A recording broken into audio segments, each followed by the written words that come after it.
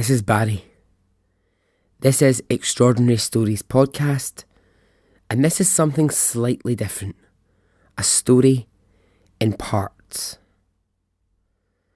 Welcome to The Body on the Beach, Part 1. The Body. There is a small plaque on the sea wall at Prestwick Beach in Scotland.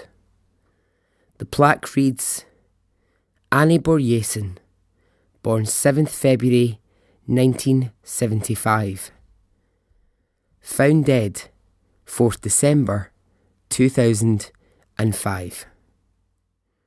Her loved ones never found out how or why. A blot on Scotland's reputation for fairness. Annie Borjesson was a 30-year-old Swedish woman living in Scotland. On December 7th, 2005, a local Scottish newspaper printed a tiny article which reads, An area of Prestwick Beach was cordoned off at the weekend after a woman's body was found washed up on the shore. A dog walker discovered the 30-year-old woman's body about 8:30 a.m. on Sunday morning.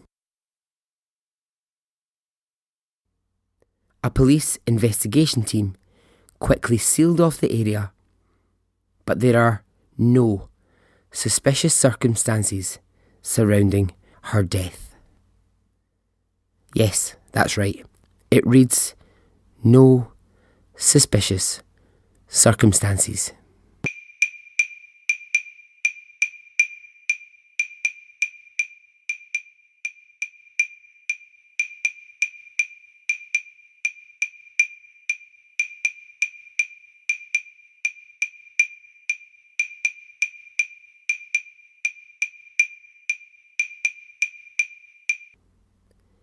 Those three words will haunt this story. Those three words will haunt her family, who 12 years on will not accept the term no suspicious circumstances.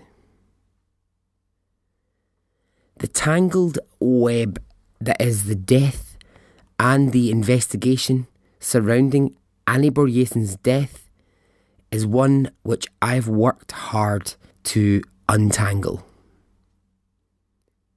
Her family and her friends continue to examine the death and hope to find out exactly what did happen to Annie, and to discover how exactly did her body end up on that Scottish beach. Annie had waist-length blonde hair. She was average height and was described in one news article as cutting a striking Scandinavian figure. When her body was discovered on the beach that cold December day, she was wearing a red t-shirt, blue jeans and a pair of trainers. She had no jacket on. The jacket she'd been seen wearing in earlier CCTV footage was found nearby. Her bag was found next to her body, and it contained her phone and some of her personal belongings.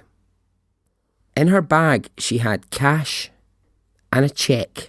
It's believed to be a wages cheque for the amount of £300.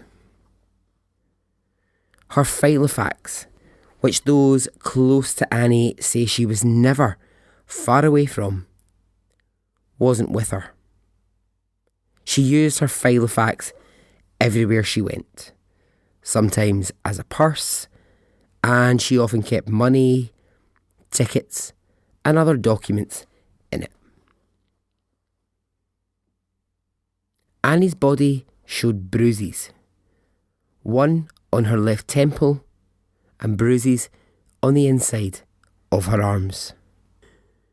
Upon discovery, Annie's body was taken from Prestwick Beach to Ayr Hospital, the closest major hospital, and the post-mortem began.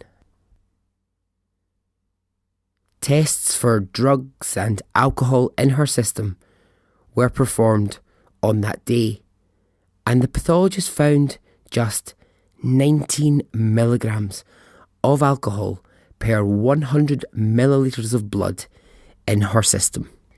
That is well under the legal driving limit. Annie didn't drink a great deal of alcohol. The alcohol in her system indicates that she may have had a small quantity shortly before her death, perhaps even the night before. It's unknown.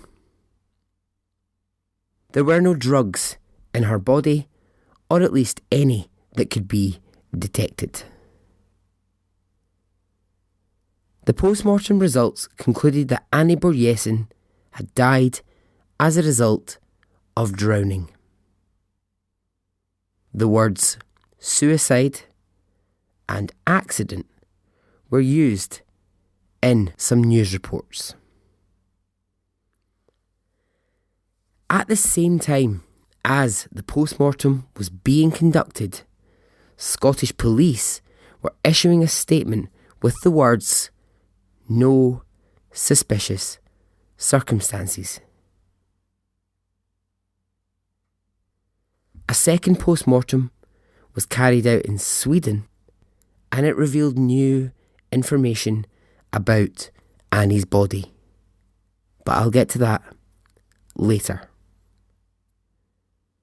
What they discovered in Sweden was never disclosed in Scotland. Immediate questions arose as to why Annie, who actually lived in Edinburgh, 80 miles away, was ever in the small Scottish town of Prestwick. Were there any witnesses? Had anyone seen or spoken to Annie on that day or the day before, which would have been December 3rd? For a second, let's talk geography. So the area of Scotland that we need to know about is the Central Belt. This is the area, the densest population of Scotland, and it covers a really large area.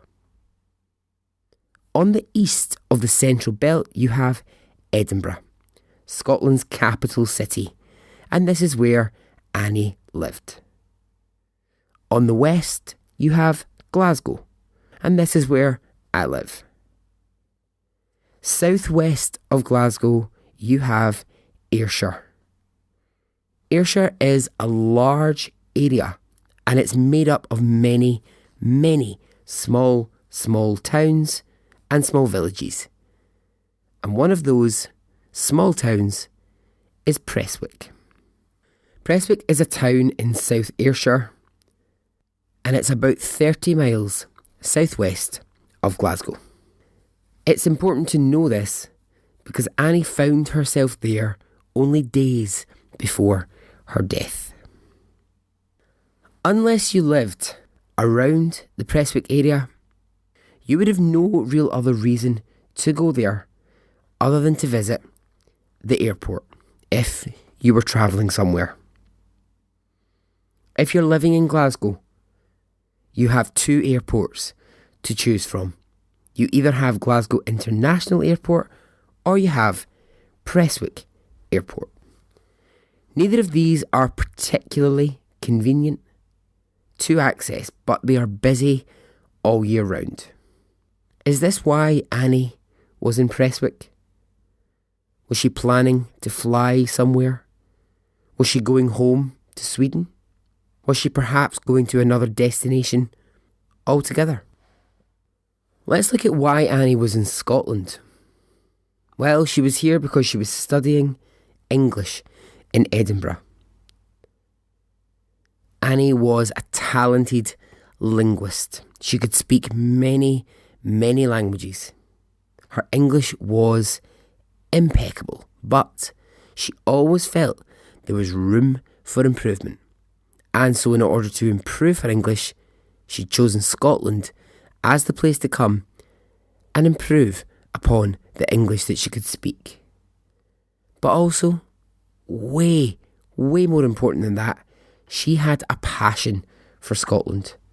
And she talked often to her family and her friends about making Scotland her permanent home.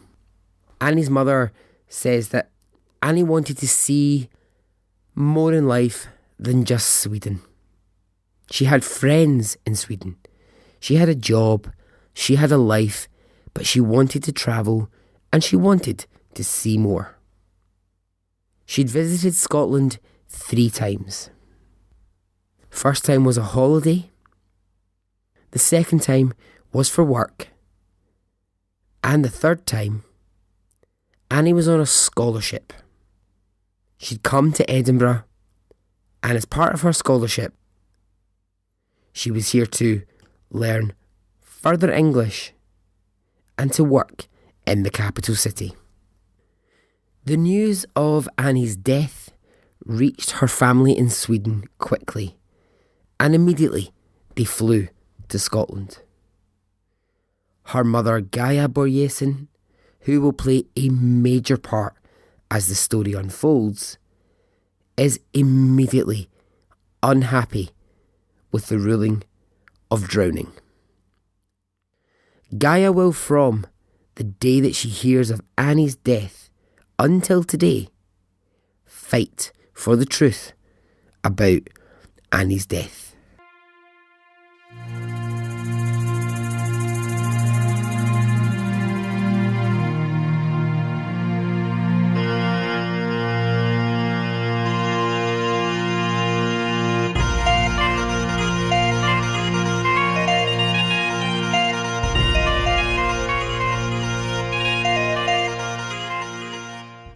Let's talk about that ruling and how that ruling gets made. So initially, police are involved in any circumstance where a body is found in a way that might allude to something more sinister than natural death. In Scotland, this gets reported to the Procurator Fiscal. Now, the Procurator Fiscal in Scotland acts much like the coroner does in England and in the rest of the UK.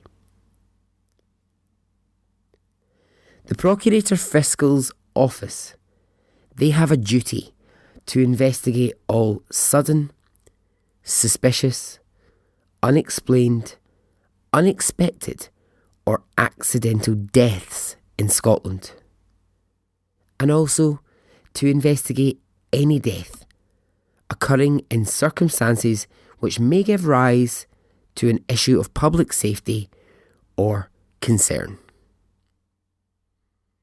Well, we can safely say Annie's death meets these requirements, and the ruling of no suspicious circumstances, that has to come from the Procurator Fiscal. That's who makes that decision. That's who informs the police of the findings and who in turn tells the public and the family. In the same year that Annie died, there were 404 deaths reported in the same area, all of which were reported to the Procurator Fiscal. What shocked people and what continues to cause alarm and more questions is the speed at which the Procurator Fiscal arrived at the no suspicious circumstances ruling on Annie's death. Almost the same day as the post-mortem on her body was happening, that ruling was made. Annie's body was flown home to Sweden on December 16th, 12 days after the discovery. And when her family receive the body, more questions begin to arise. But what haven't they been told? And why does her body have one significant change which was never mentioned previously? Can the last few days of Annie's life, some of which is captured on CCTV, offer any clues, any answers which might help us work out how did Annie Borjesson's body end up on Prestwick Beach?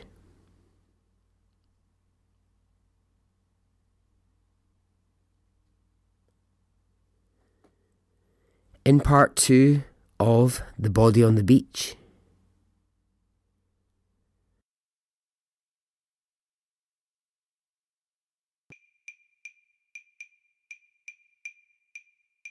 there are no cash machines in that car park, so that's not a plausible reason. Did she go there for another reason? The next CCTV footage shows Annie returning from the car park to the main airport building, and according to Annie's friend who looked at the footage, Annie looks angry. She says she recognises the look on Annie's face and she is not happy. Why?